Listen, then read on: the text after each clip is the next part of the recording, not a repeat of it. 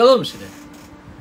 Bagi bangsa Israel yang dikatakan berhala adalah objek ritual yang bukan Allah Yahweh, yaitu ketika mereka berhenti melakukan ibadah di kemah suci atau di bait Allah dan tidak mentaati hukum Taurat.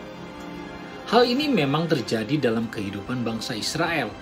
Mereka melakukan ibadah kepada dewa-dewa Kanaan seperti Moloch, Milkom, Dagon, Baal, Ashitoret, Asyera, dan lain sebagainya.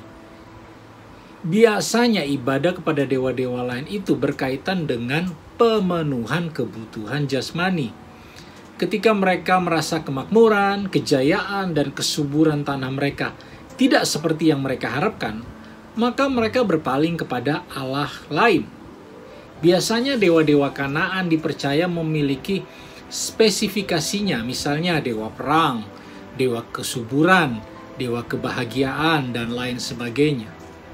Mereka berpaling kepada Allah asing karena tidak mempercayai bahwa Allah Yahweh cukup bagi mereka, bahkan lebih.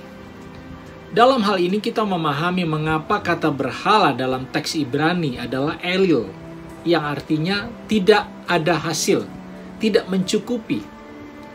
Sejatinya segala berhala tidaklah dapat mencukupi kebutuhan hidup umat manusia. Sayang sekali bangsa Israel memilih apa yang sebenarnya tidak dapat mencukupi mereka. Berbeda dengan orang percaya umat perjanjian baru sudah tidak lagi mempersoalkan berkat jasmani sebagai prioritas. Ibadahnya pun juga bukan lagi seperti bangsa Israel. Harus diingat bahwa kekristenan menekankan sikap batiniah. Penyembahan kepada Allah harus dalam roh dan kebenaran. Maksudnya, ibadah kita tidak dibatasi oleh ruang, waktu, dan cara-cara tertentu. Soal berhala atau Allah yang bermain atau yang menentukan kualitasnya adalah sikap batiniahnya, bukan seperti bangsa Israel yang ukuran keberhalaannya adalah objek ritual yang kelihatan. Jika ditinjau dari standar umat perjanjian baru, bangsa Israel sebenarnya memberhalakan kemakmuran, kejayaan, kenikmatan dunia ini. Sebab mereka berurusan dengan Allah Yahweh karena mereka hendak mendapatkan kemakmuran jasmani. Tetapi tentu saja bangsa Israel tidak bisa dikenakan ukuran kebenaran yang harus dikenakan oleh umat perjanjian baru seperti kita. Sikap hidup mereka masih bisa tolerir. Seperti yang dikemukakan di atas berkenaan dengan keberhalaan, bahwa yang bermain adalah sikap batiniahnya.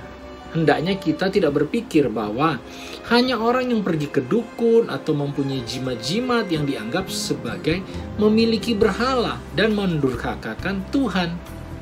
Walaupun seorang Kristen tidak pergi ke dukun, tetapi kalau kesenangan hidupnya bertumbuh pada objek tertentu, maka itulah berhalanya. Banyak orang tidak menyadari bahwa sesungguhnya kesenangannya adalah berhalanya. Dalam 1 Yohanes 2 ayat 15-17. Soal berhala atau Allah yang bermain atau yang menentukan adalah sikap batiniah kita. Amin.